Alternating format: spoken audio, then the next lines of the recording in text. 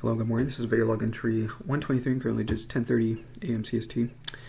I wanted to post a video yesterday and I recorded myself, but I was kind of not really in the greatest place, and it wasn't anything bad. I was just generally neutral, and my sister was making me, family pressure, and then like my siblings and my sister's always like give me recommendations of what I should do with my life and what's best for me, and I just, it gets annoying at times, and they get me thinking about school again, and it just makes me feel negative because I just don't like school. I really feel like I'm just not meant to go to school, but they like to believe that it's my best route, even though I don't think it is as of now. I would probably, again, like, it's like one of those things where it may happen the next couple of years, but I have other things I want to focus on, even though, I don't know. And also, people like to work off the algorithm of money more. They like to find an objective function that tends to maximize the amount of money that they can get in a particular period of time. Like my sister, I've been looking at multiple examples of how people tend to function and give me examples of it. And again, it's just a simple axiomatic basis that they tend to work off of, which is okay, but I don't think that is meant for me. My axiomatic basis tends to be a little bit more complicated. I'm fine with that. Even though I may move slower, even though my life may seem chaotic at sometimes, it is enjoyable and I'm having fun. And this is how I want to live my life. And I've just learned to ignore, not necessarily ignore. I take their recommendations into consideration, and I think about it, and I let it mull over my head for maybe a few minutes or so, and then I usually just come to the same conclusion.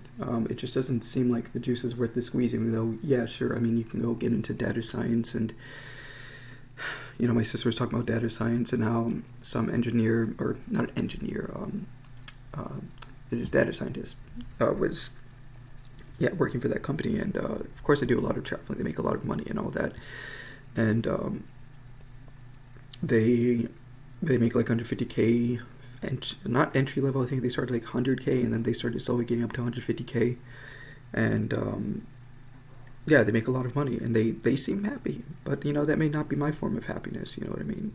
I just don't like, I don't know, I just don't like the pressure. I really don't like the pressure. I tend to enjoy, I want my hobbies to be separate from my career, for the most part, until I find something different, or maybe if I can find a route outside of going to school.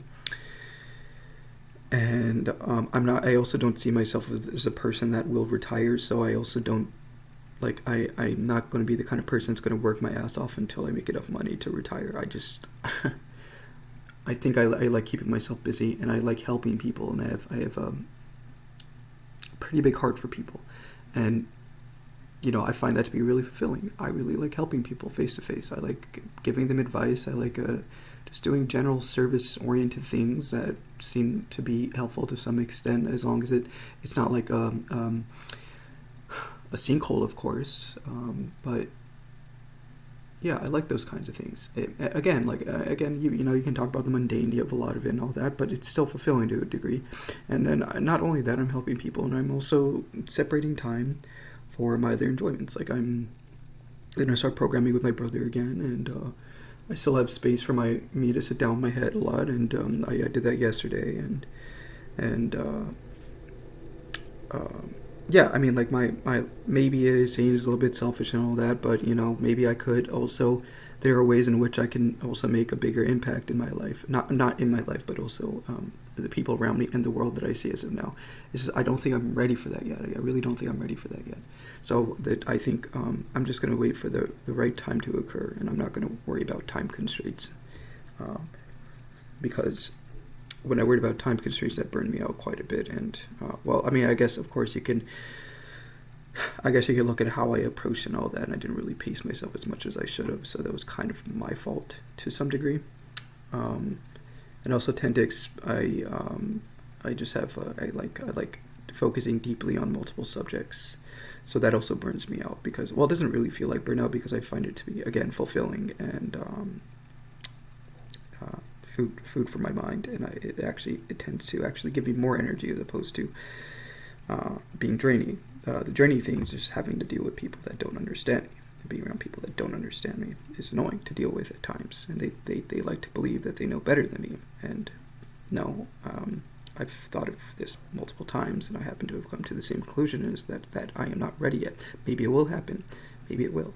But it's just like the way they talk to me. It's very simplistic. It's like, yes, I know. I've run through this algorithm over my head multiple times, and it's come to this conclusion. And yes, I've considered that, obviously. It's just like the way my sister says it. It's like, oh, if you get a bachelor's degree, you don't have to know exactly what you want. You can start, working off of that bachelor's degree to work off of other things, and you kind of discover, how your life can be and all that. It's like, yes, I know. I already know that.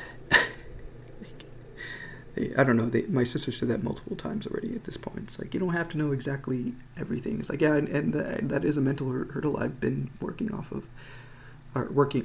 is not necessarily knowing everything and feeling like I have to control every possible future variable and whatnot. So that was it was a mental hurdle in my life. I felt like I had to know.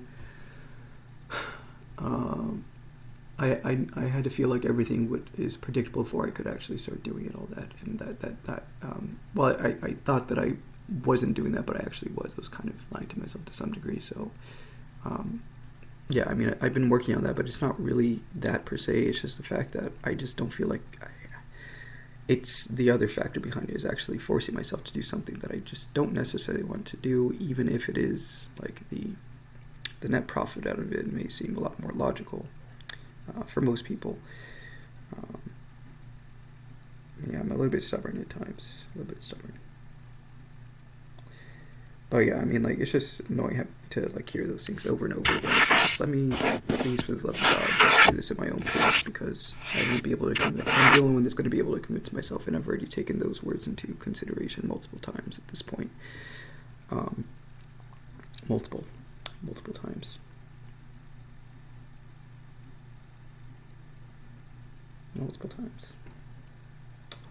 Yeah, I don't know. Like, I've considered data science. I've considered multiple other places within the realm of finance / business and whatnot that tends to be centered more around statistics and probability. And if I actually would rather do something more like operations engineering. It's apparently the entry pay is less, but it seems to be a lot more interesting, because you're not just presenting data, you're actually using that data to come up with a decision for a business or operation to then look at you're basically working off of an objective function to maximize or minimize certain variables to get a particular outcome for those businesses / companies, or whatever you want to call it. Entry pay is like $80,000 versus entry pay being like $100,000 for data scientists. But like, obviously, if you're a fucking badass at the job that you do, you're probably going to get paid a lot regardless. And I do see myself being able to do that kind of stuff maybe not easily, but once I get through school and get my master's / PhD, I'd be able to do that. But although, like, my mind likes to look at other possibilities, it's always branching out to, like, maybe there's another way to do it. Maybe I don't have to go back to school. I mean, again, I'm still gonna, since I've invested so much in my bachelor's, yes. But after my bachelor's, then I am probably gonna get my I'm going to try to work around it, maybe.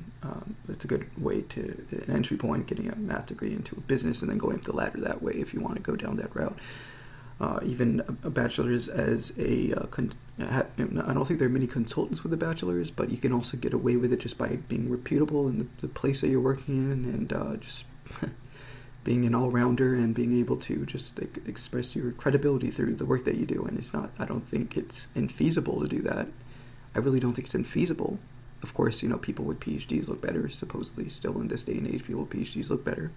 It's true. But I really don't think it's infeasible with a bachelor's degree. If you guys want to prove me wrong, then of course you can look at the statistics, and the statistics usually say that, yes, a PhD is necessary for a consultant position, usually. And maybe I will get a PhD if I feel passionate about something, I really do feel passionate about something, then yes, of course I'll do it. if I like want to study a specific subject domain, like the thing is like with PhDs, again with PhDs, is that you have to specialize. I don't like specializing. I really hate specializing. Actually, I really don't like specializing. I consider myself to be more of a polymath. I like maybe not going as in deep as other subjects, but also kind of sparsing through multiple subjects and creating connection points through them to then create a more robust framework in my mind. That's just how I work, and that's my like that's the my mind wants to create a robust framework by parsing as much data as it can laterally, maybe not horizontally versus vertically, you know what I mean? Because then it can, by taking all that surface information and then eventually going deeper, then create a more robust framework by looking at all the connection points between those particular subject domains, and it becomes it's a very iterative process that becomes more and more precise with what reality really is and all that. And I've realized it tends to do that a lot. I mean, like yesterday again, I was talking to my sister, and she was talking about psychology, and I was like, oh, do you're a spiritualist. You like the law of attraction, and what do you think about the law of attraction? And she was like, oh, what do you think it is? Like, what do you believe in? Like those kinds of things. And then of course, when I start thinking about it, I tend to go into other, my mind obviously is more familiar with physics and computers and all that, so I had to take that analogy and see it from the physical standpoint, and the law of attraction, and then thinking about like gravity and attractive forces between either like points, data points, or unlike data points. You can think of unlike data points being like two electrons being attracted to each other, right? Why are there like and why are there unlike data points that are attracting each other? Because like mass, there's negative mass, of course. I was also thinking about like why is mass is a data point that it's not, there's no polarity between it. They tend to have the same information that are not on the opposite side of the spectrum, but they still attract each other. Whereas like it's basically the opposite. It's the flip side of the field that is. It's of course it's like you have to think about them as I just look at everything as fields basically. That's like my framework that I use when it comes to even the metaphysical world. I kind of still think about things as fields to some degree.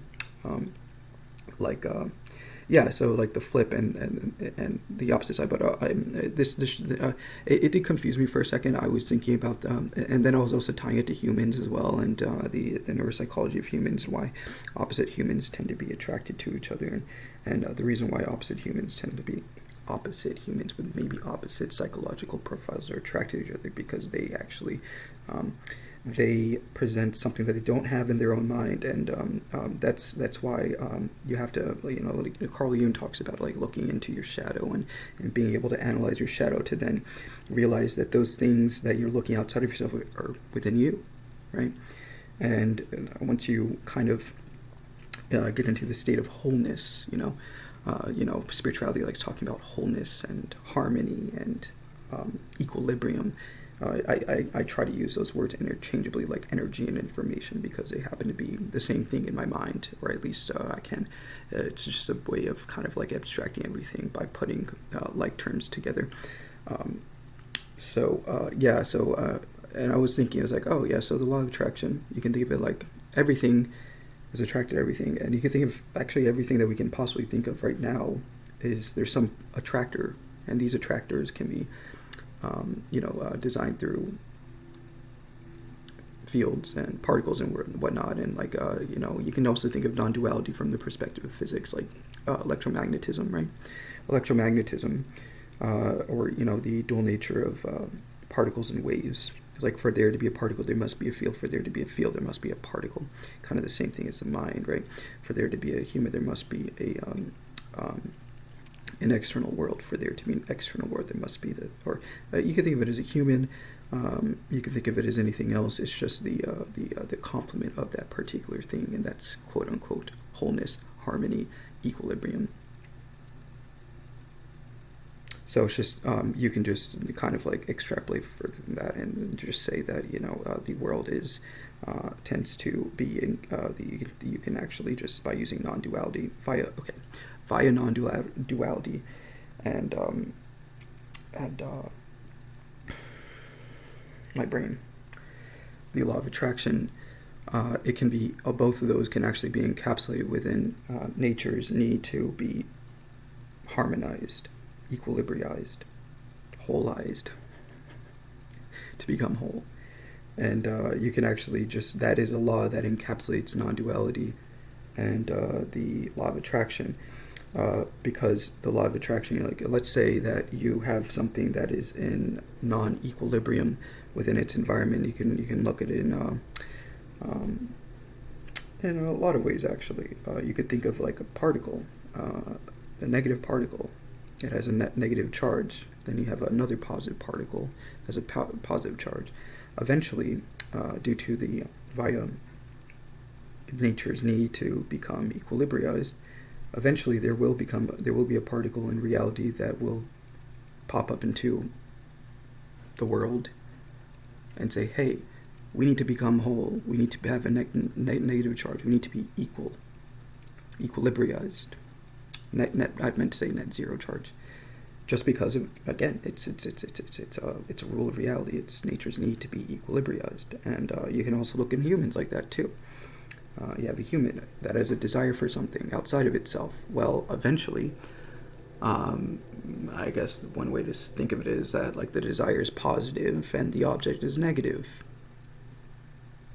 And then eventually, once that object gets its desire, it'll have a net neutral charge again. You could think of that, or equilibrium, or wholeness, or whatever. And then a lot of people are like, they talk about spirituality and they talk about like wholeness and all that. And then once you become whole with yourself, you realize that you don't really need anything outside of yourself, right? You have become net zero charge. You have become whole. You have become equilibriized in your own reality until you decide to rewrite the code in your own mind, and then you are in non-equilibrium again, depending on whether you want to do that, because you can actually change. You can modify your mind to have a new desire to some degree. I don't know if, like, they call it actualization, right? Wholeness.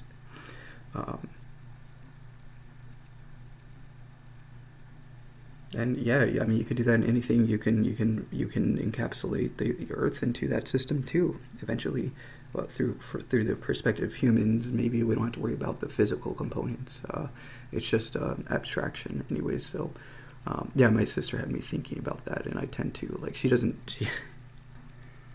I don't think she thinks of it that deeply.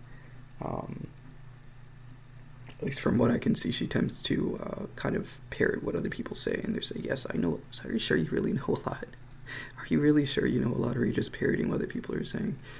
I don't think I know a lot. I just think I know enough to kind of abstract most of the things that I've seen right now, and my mind tends to do that. That's why it takes a little bit longer for me to, quote-unquote, learn new things, because it first has to go through my internal framework to see if there are any contradictions between the external world and the internal framework that I've created in my mind. And that's what I did with my sister talking about non-duality, and the law of attraction happens to has modified my internal framework to then create a new law within my internal framework, because I actually didn't. I've heard of people talk about it before, of course.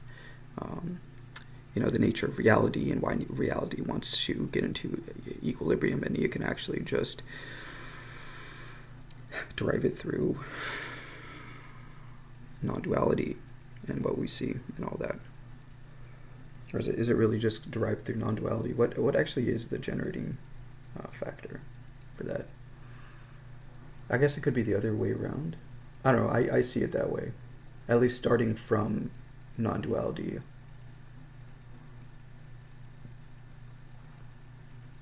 And the law of attraction.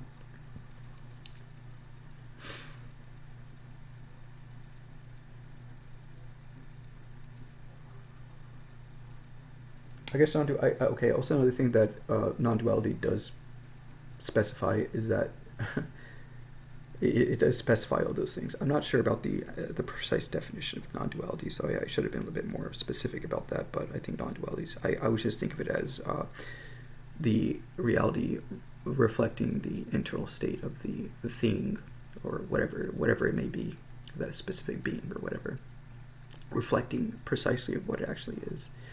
Eventually, I mean, it takes some time, but time is also a construct of the human mind. So people people talk about that too, you know, metaphysics and all that. But yeah, I guess it's all under non-duality, but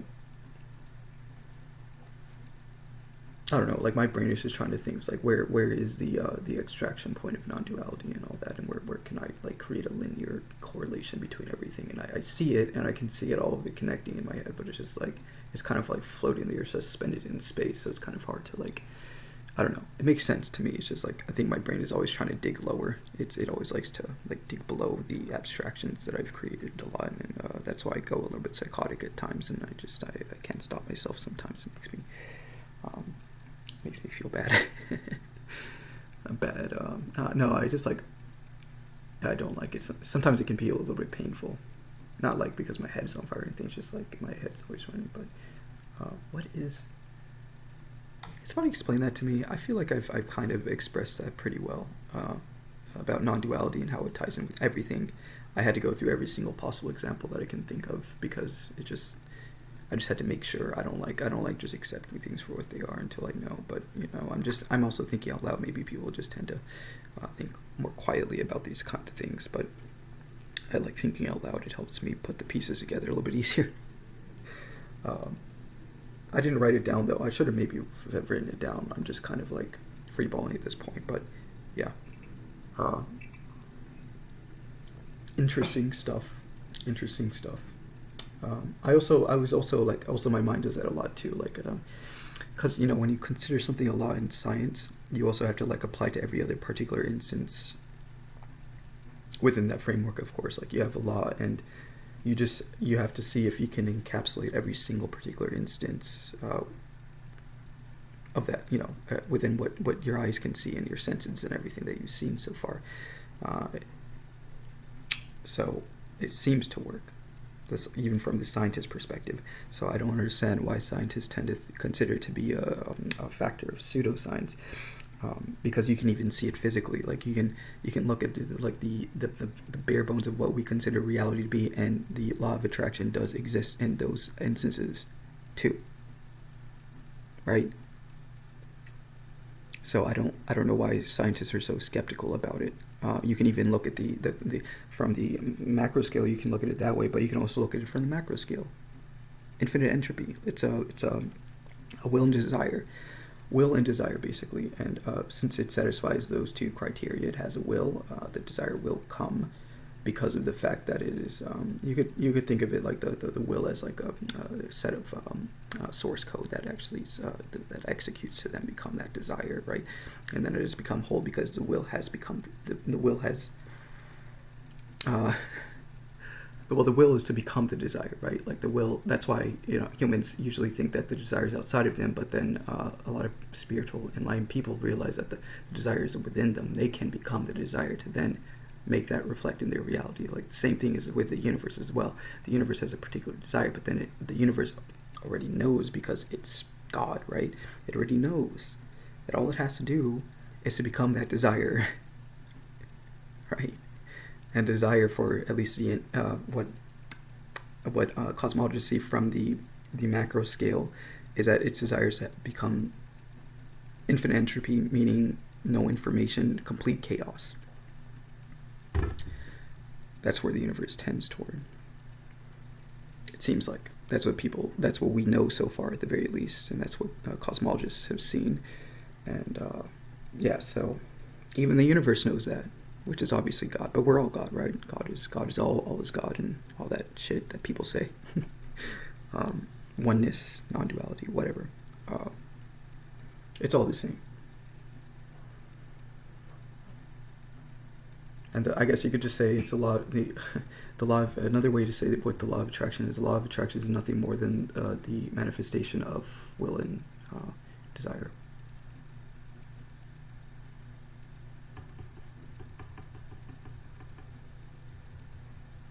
Or the universe's unrelenting will to become that particular thing.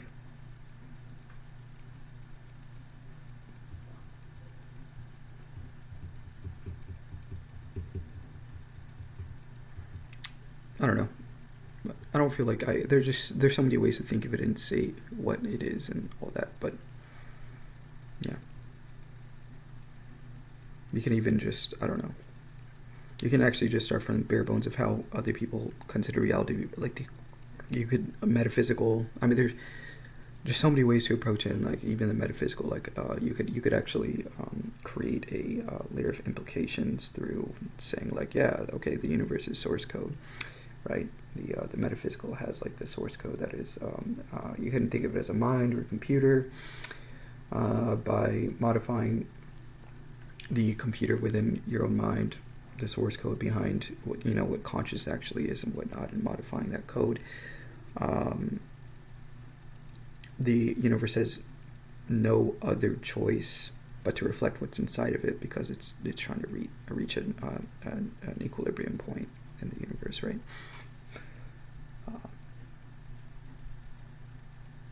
Wholeness, yeah. The whole thing, though, is just talking about wholeness. It's cool. It's cool to see. I think it's interesting stuff, and I don't know. I think the human mind is like, it's so hard to like kind of, there's just so many ways to look at it, and objectivity is, I don't know, it's hard for the brain to think this far, but yeah, I don't know. I hope somebody can like listen to this video and say it more eloquently than me. That would be nice. Other than saying stuff like, we're whole, and I don't know. The stuff that you hear from, the modern spiritualists and all that, Maybe that's all it is. And maybe I don't have to overcomplicate it. Maybe that's all it is. I think I'm just trying to overcomplicate it. I need to stop doing that. I do that with a lot of things. But yeah, I hope you guys have a wonderful day. Bye.